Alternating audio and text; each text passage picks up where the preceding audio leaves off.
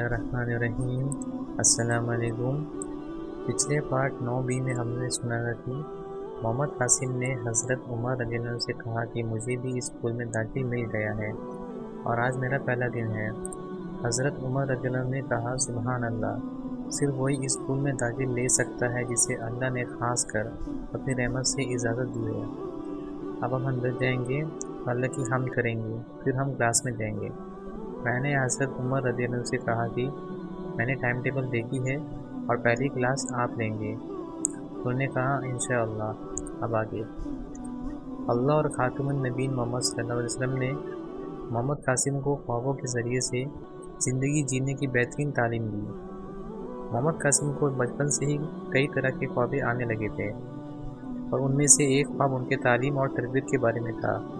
जैसे कि उनके ख्वाबों में खातमुन नबीन मोहम्मद सल्लल्लाहु अलैहि वसल्लम ने मोहम्मद कासिम से कहा कि मैंने तुम्हारा दाखिल एक स्कूल में करा दिया है। उसके बाद कासिम ने ख़ुद को एक स्कूल में पाया। वहीं उनकी मुलाकात हज़रत अबू बकर सिद्दीक़ रज़ियल्लाहु अन्हु और हज़रत उमर फ़ारूक रज़ियल्लाहु अन्हु से हुई और वहाँ उन्होंने एक शानदार वर्दी, पाक किताब और सभी ज़रूरत की चीज़ें मिली। ये एक इशारा है कि अल्लाह मोहम्मद कासिम को हिदायत कैसे करेगा। और स्कूल उन तालीमों के बारे में हवाला देती है कि जो अल्लाह और खातमुन नबीन मोहम्मद सल्लल्लाहु अलैहि वसल्लम ने कासिम को उनके ख्वाबों के ज़रिए से सिखाया था। पहला तालीम आता है कि शिर्क और उसके अक़साम से बचना। पहला सबक जो अल्लाह ने मोहम्मद कासिम को सिखाया वो ये है कि शिर्क के सभी अक़सामों से बचना। अल्लाह को शिर्क सबसे ज़्यादा नापसंद है। अल्लाह ने इस दुनिया में लगभग 1.25 लाख नबी और रसूल भेजे और उन सभी का एक ही पैगाम था कि ए अल्लाह के बंदो, किसी को कभी भी अल्लाह के शरीक ना करना। अल्लाह का हम पर सबसे बड़ा हक़ यह है कि हमें किसी को भी उसके साथ नहीं जुड़ना चाहिए। अल्लाह कुरान में फरमाता है कि बेशक अल्लाह माफ़ नहीं करता कि उसके साथ किसी को भी शरीक किया जाए और जो भी इसके नीचे है उसे माफ़ कर देता है। इसके मतलब क़यामत के दिन अल्लाह सब कुछ माफ़ कर सकता है, लेकिन अगर कोई अल्लाह के साथ किसी को शरीक किया और फिर तौबा ना करा, शिर्क ना छोड़ा और अपनी ज़िंदगी ना बदला तो अल्लाह उसे कभी भी माफ़ नहीं करेगा। हमारे लिए ये समझना बहुत ज़रूरी है कि शिर्क क्या है और मॉडर्न दौर में शिर्क और उसकी अक़साम क्या है। दूसरा तालीम दी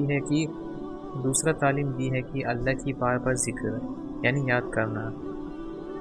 अल्लाह ने मोहम्मद कासिम को हर वक्त जितना हो सके अल्लाह को याद करना सिखाया है। अल्लाह का ज़िक्र हमेशा हमारी ज़ुबान पर बने रहे और हमेशा हमारे दिल में रहे। जैसे कि अल्लाह कुरान में फरमाता है कि ये वे लोग हैं जो खड़े बैठे और लेट कर अल्लाह को याद करते हैं और आसमान और ज़मीन की तख्लीक में गौर व फिक्र करते हैं और दुआ करते हैं।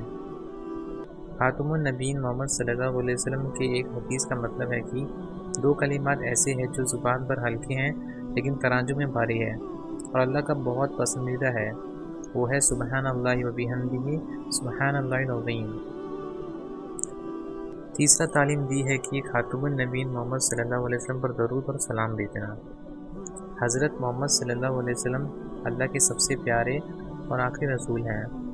अल्लाह के लिए उनका मर्तबा ये है कि खुद अल्लाह और उसके फरिश्ते उन पर दरूद भेजते हैं और अल्लाह ने हमें ऐसा करने के लिए हुक्म दिया है।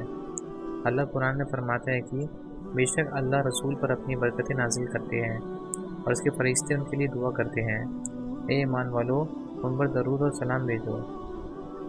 अब सवाल यह उठता है कि तस्बीह और दरूद शरीफ पढ़ने की क्या मनसब है, कि हमें क्या ज़्यादा पढ़नी चाहिए, दरूद शरीफ या हम्द।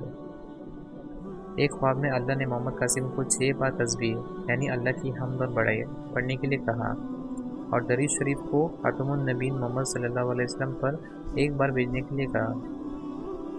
यहीं पर पार्ट 10A ख़त्म होती है। इंशाअल्लाह अगले पार्ट 10B में हम सुनेंगे कि बाकी के तालीमात के बारे में और साथ ही साथ मोहम्मद कासिम की पहली ख्वाब भी सुनेंगे। जज़ाकुमुल्लाह खैर।